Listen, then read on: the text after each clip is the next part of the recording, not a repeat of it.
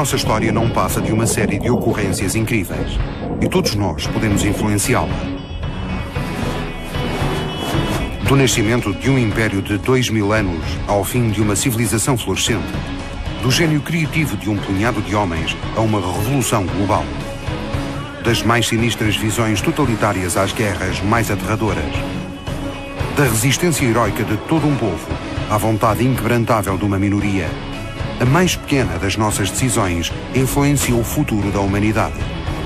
Conhecer o passado é antecipar o futuro. 12 de outubro, costa ocidental da América do Norte. Após uma viagem épica de 67 dias, já sem água nem provisões, o explorador Fu Li é o primeiro asiático a pôr o pé no continente americano. Em nome do Principado de Pequim, autoproclama-se vice-rei do novo território. Para o Império do Meio é o começo de uma nova era de conquista em que cada rei exige a sua fatia do bolo. A Ásia está prestes a entrar no Novo Mundo. Alguns séculos depois, no local exato do desembarque, nesta paisagem árida rodeada de montanhas, erguer-se-á uma cidade de 10 milhões de habitantes, Nova Pequim. Mas nada disto aconteceu. Há 2500 anos, o pensamento de um homem veio a formar a psicologia do povo chinês e forjar a vontade do maior país do mundo, a China.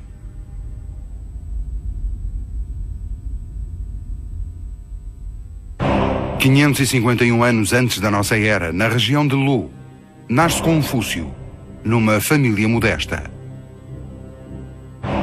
57 anos depois, oferecem 80 mulheres magníficas ao soberano local, de quem Confúcio é ministro da Justiça. No século III da nossa era, os seus discípulos concluem a compilação dos Analetos de Confúcio. Ao fazê-lo, imortalizam o seu pensamento. Esses 3 acontecimentos intimamente relacionados são os elementos fundadores da psicologia dos chineses. Os seus efeitos influenciam o mundo há 2500 anos.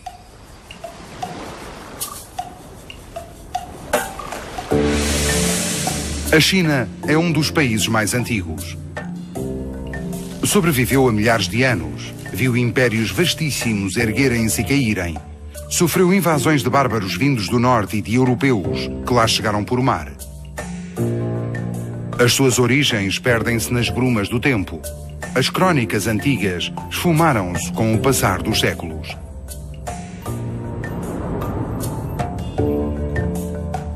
E, no entanto, a China ainda cá está, mais presente do que nunca, e parece apostada em conquistar o mundo.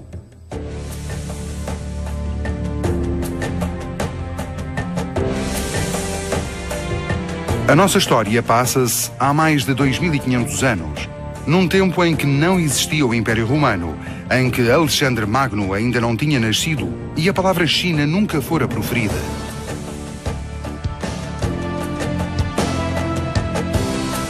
É a era das lendas, de grandes pensadores e armas de bronze.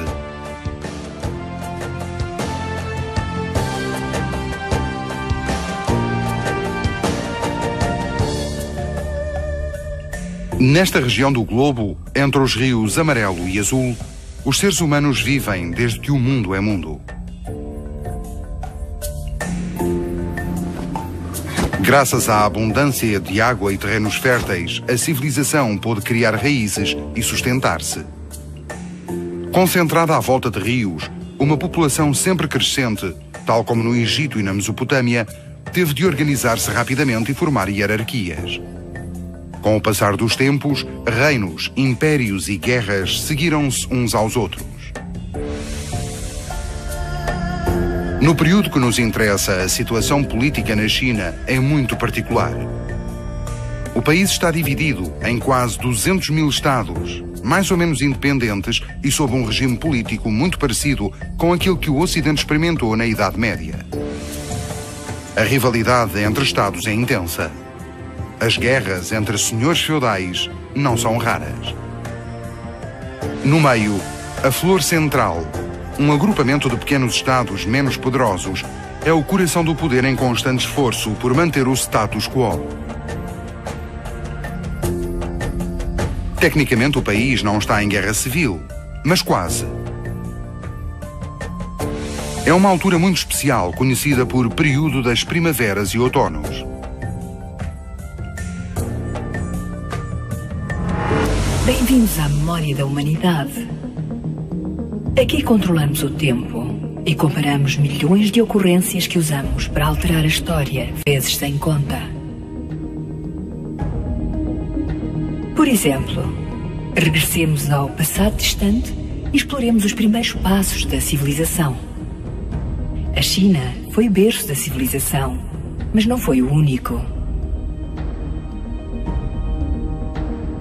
Nos alvores da humanidade havia só umas tribos dispersas que viviam da caça e da recoleção. Ao descobrirem a agricultura, os humanos não só se fixaram, como mudaram as fontes de água mais importantes. Quanto mais água houvesse, mais pessoas se concentravam.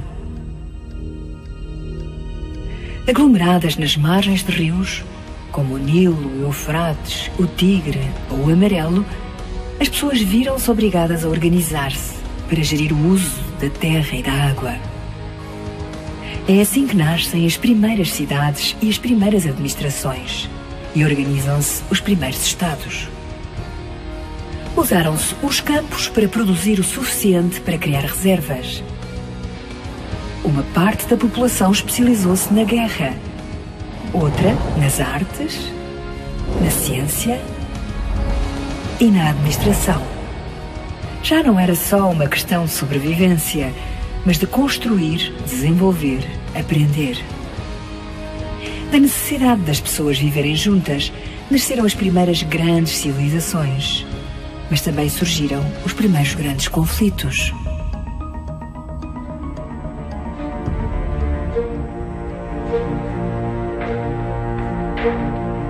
A China, que ainda não tem esse nome, é dividida numa série de estados, todos muito diferentes uns dos outros. Alguns têm a sorte de serem governados por soberanos esclarecidos. Outros trabalham duro sob o jugo de déspotas cruéis. A maioria experimenta uma mistura suave das duas situações. É num desses pequenos países, nas margens do Rio Amarelo, que a nossa história começa. Num dia de setembro, 551 antes da nossa era, há mais de 2 milénios, nasce Qiu na família Kong. Depois de se tornar cristão, o seu nome será conhecido em todo o Ocidente por Confúcio.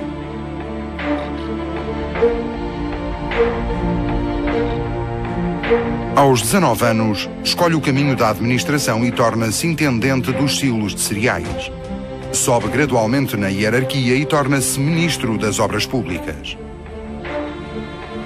Confúcio é um administrador nato. É justo, íntegro, honesto e rigoroso. Pensa que a política não serve para trazer vantagens pessoais, mas para melhorar a vida das pessoas. É um verdadeiro estadista. Os seus feitos e êxitos despertam naturalmente a inveja e a hostilidade dos funcionários públicos menos dotados e menos honestos. Em toda a sua vida, vai deparar-se com intrigas e conspirações contra si, que chegam a tornar-se tentativas de assassinato. A sua incapacidade de confrontá-los é prova de integridade.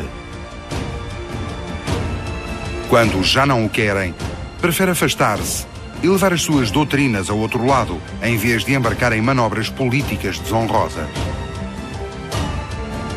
Como todo homem íntegro, passa de desilusão a frustração. A sua aspiração de criar uma governação ideal torna-se numa cruzada. O objetivo é conhecer um soberano capaz de o escutar.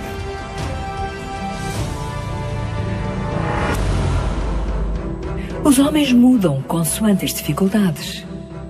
Confúcio esteve toda a vida contra a corrupção, a ambição pessoal e as maquinações políticas. Viveu num período em que as elites governamentais estavam mais interessadas no benefício pessoal do que nas instituições que geriam. E como estão as coisas no nosso tempo? Imaginemos um homem com a sabedoria de Confúcio a viajar de país em país, visitando presidentes e primeiros ministros para lhes dizer como governar os seus países. Faria sugestões ao presidente dos Estados Unidos sobre a maneira de conduzir a política externa, ou ao governo chinês sobre a liberdade de imprensa. Como seria recebido? Que presidente o escutaria e punha de facto em prática os seus pareceres? É aposta segura que tal visita seria puramente simbólica, sem quaisquer efeitos subsequentes. E, no entanto, um estadista é para se pôr ao serviço dos outros e pôr os interesses de todos à frente dos seus. Ao longo das eras, dos milénios, o ser humano teve sempre as mesmas necessidades: alimentar-se, encontrar um lugar para dormir, proteger a família. Essas necessidades básicas levam-no a reagir de certa forma, a preferir a sua sobrevivência à de todos os outros. Se pegássemos num homem do século XXI e o puséssemos na pré-história, ele de certo recorria a um comportamento tribal e lutava pela sobrevivência e a sua reprodução. O instinto de sobrevivência é inato, mesmo no homem mais civilizado.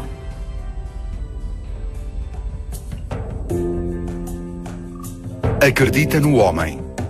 Era o lema de Confúcio. O ser humano fascina-o. Acredita que o homem é bom por natureza e está convencido de que ele tem capacidade para melhorar. E insiste sobretudo no valor da instrução. Por isso viaja imenso. Vai às províncias aconselhar príncipes, dar-lhes a receita da boa governação, sempre com a esperança de que eles o escutem. Gradualmente e através da experiência redige uma espécie de código moral, uma linha de conduta. Inspirando-se em tradições ancestrais, Confúcio estabelece uma regra vitalícia, a de nunca se furtar em ensinar. Consegue reunir à sua volta discípulos que lhe dão ouvidos e contribuem para a difusão das suas ideias. Progressivamente, o administrador, promovido a conselheiro, torna-se pensador. Mas quando é ministro da Justiça, na província de Lu, dá-se um acontecimento importante na sua vida.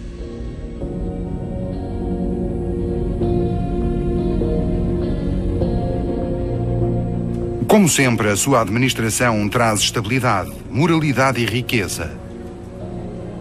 A província vizinha sente inveja. E depois, preocupada com o facto, giza um esquema para eliminar Confúcio. Cientes de que o conselheiro era incorruptível, os governantes dessa província oferecem 80 das mais belas raparigas ao soberano de Lu, que depois negligencia o seu dever durante dias seguidos. Desgostoso e desiludido, Confúcio demite-se e faz-se à estrada. É a partida para 14 anos de deambulações, durante os quais Confúcio ensina a muitos discípulos o seu código de conduta. Dezenas de anos depois, o código, escrito e coligido pelos discípulos em várias coleções, recebe a designação de Confucionismo.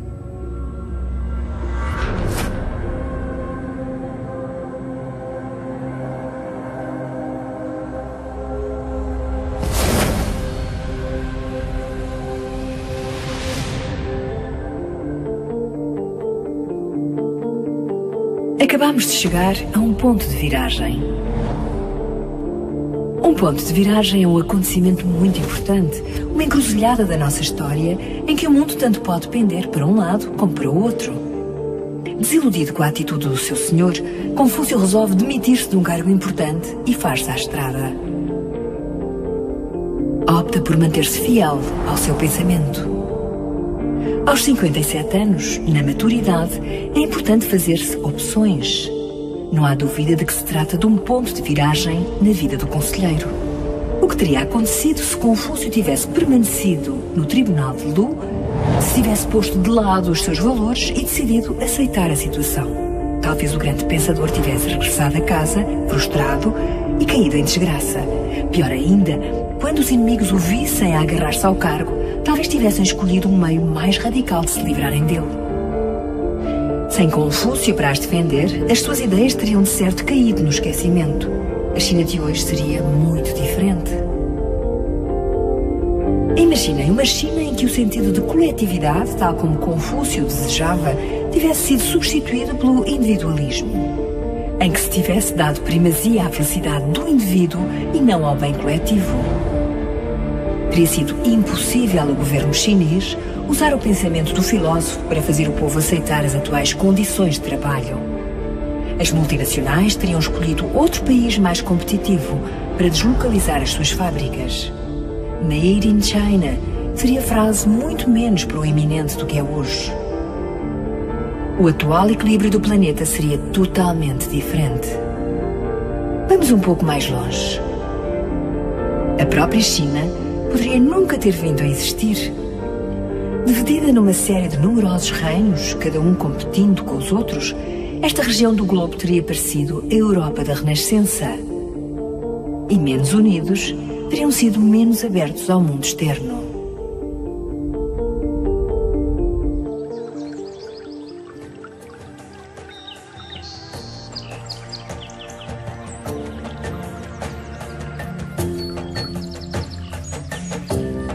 Confúcio está convencido de que a virtude está ao alcance de todos. É um filósofo humanista. O homem não é bom nem mau por natureza. A escolha do modo de vida é sua. Através da aprendizagem, o homem consegue pôr de lado os seus defeitos e cultivar as suas forças. Mas o filósofo pensa que a instrução não acaba nos livros. Há também que desenvolver os talentos de cada um através do contacto com a experiência e a vida. Governante que não consegue mandar em si, não pode mandar noutro. Um príncipe ideal é um príncipe virtuoso. Para governar, não precisa de recorrer à violência ou à pena de morte. Basta dar o exemplo.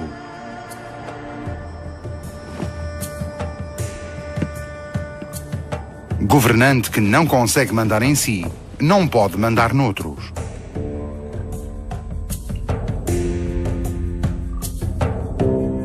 Mas a instrução não chega.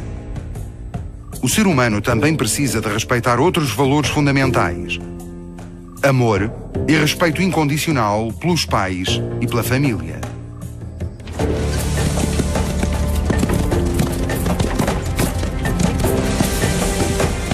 No contexto político, esse respeito torna-se submissão e dedicação absoluta ao príncipe, ao rei, ao imperador.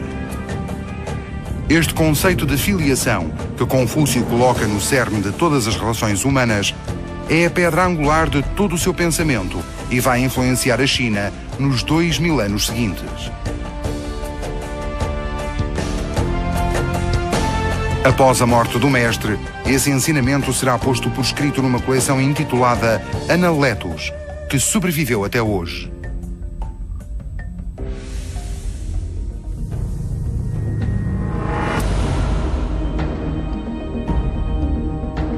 O pensamento é mais forte do que as armas. O que é o confucionismo? Uma religião? Uma filosofia? A própria definição dos dois termos é difícil de esclarecer. Em todo o mundo e ao longo de todo o tempo, a diversidade é tal que as fronteiras são difusas. Para definir confucionismo, o termo mais adequado é pensamento. Ensinar em vez de ter crenças. O confucionismo não apela à crença nele, aconselha o caminho a seguir, um método. Coexiste no território do taoísmo e do budismo. O facto das três disciplinas coexistirem prova a sua tolerância mútua. E, no entanto, tal espiritualidade, inspirada por um mestre, não é exclusiva da China. Mais ou menos na mesma altura, na Grécia Antiga, Sócrates também ensina discípulos. Tal como Confúcio, não escreve livros e o seu pensamento é difundido por discípulos. Ambos os pensadores procuram uma sociedade mais justa e ambos exerceram uma influência enorme nas respectivas civilizações. As ideias, pensamentos e crenças que modelaram a forma como vemos o mundo compreendem a vida e pensam na morte. E, no entanto, não passam de palavras. Umas quantas frases proferidas à beira da estrada ou debaixo de uma árvore. Sem Sócrates, Confúcio, Buda e Lao Tzu, os filósofos das luzes, o mundo seria radicalmente diferente. Para o bem e para o mal.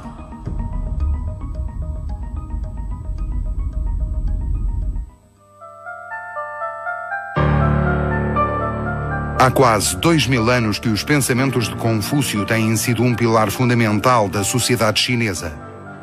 Ensinados às crianças, impostos aos executivos administrativos, ninguém pode alimentar a esperança de conseguir um cargo importante sem estudar as obras do mestre.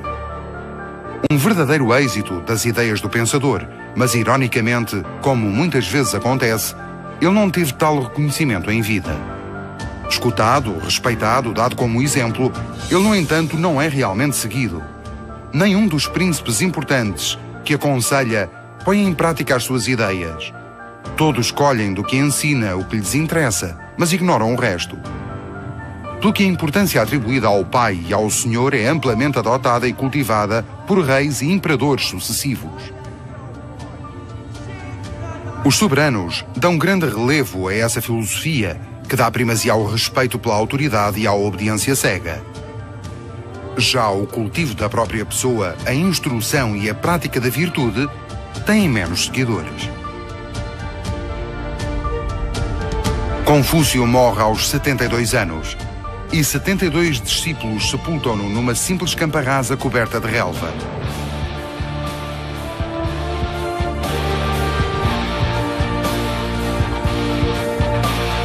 Hoje a campa está rodeada das campas dos filhos e netos ao longo de 76 gerações. O que faz deste cemitério particular o maior do mundo, com quase 200 mil descendentes do mestre. O confucionismo é a coluna vertebral do pensamento chinês. Pelo menos até 1860. A partir dessa data, as elites chinesas apercebem-se de quanto o seu país está atrasado em relação ao Ocidente e culpam o confucionismo por isso. Começa assim um processo de desconstrução de uma filosofia com milhares de anos. Em 1949, no final da Guerra Civil, os comunistas de Mao Tse-tung tomam o poder e lançam a grande revolução do proletariado. O objetivo é erradicar o que resta da sociedade tradicional e do pensamento de Confúcio. Durante 10 anos, faz-se tudo para limpar da memória o grande mestre. Mas não resulta. A década de 1980 assistirá à sua reabilitação, pelos mesmos motivos usados pelos imperadores da dinastia Han séculos antes. Respeito absoluto pela autoridade, muito útil em tempos de crise. Promovidos pelos líderes políticos, os pensamentos de Confúcio estão novamente na moda. Mas teria Confúcio reconhecido hoje o seu pensamento? Isso já seria outra história.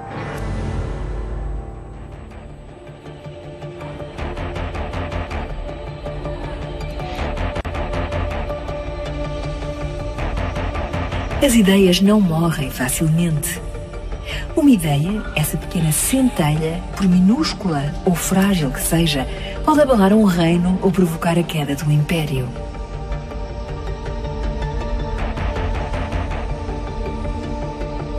A religião cristã virou ao contrário o Império Romano. O Iluminismo revolucionou todo o Ocidente. O Confucionismo moldou a China. No bem como no mal, as ideias surgem no contacto com os seres humanos. Quantas mais existirem, mais rapidamente se espalham, como um rastilho de pólvora. Ao longo dos séculos, muita gente tentou mudar uma ideia, subvertê-la para seu benefício próprio, ou até para a destruir. E não faltam armas. Manipulação das opiniões, destruição de monumentos, queima de obras de arte, proibição do ensino, execução de pensadores, massacre de populações, genocídios. Qualquer método serve para evitar a disseminação de uma ideia indesejável. Combateram o confucionismo durante quase 100 anos. As autoridades tentaram varrê-lo da memória, fazê-lo desaparecer. Mas não se pode livrar assim de 2500 anos de história.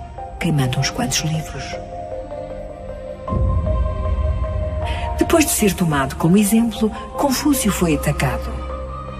Mas ninguém, por muito poderoso que seja, consegue impedir outro ser humano de pensar o que quer. A nossa consciência pertence-nos. As nossas recordações são o nosso tesouro e isso ninguém nos pode tirar.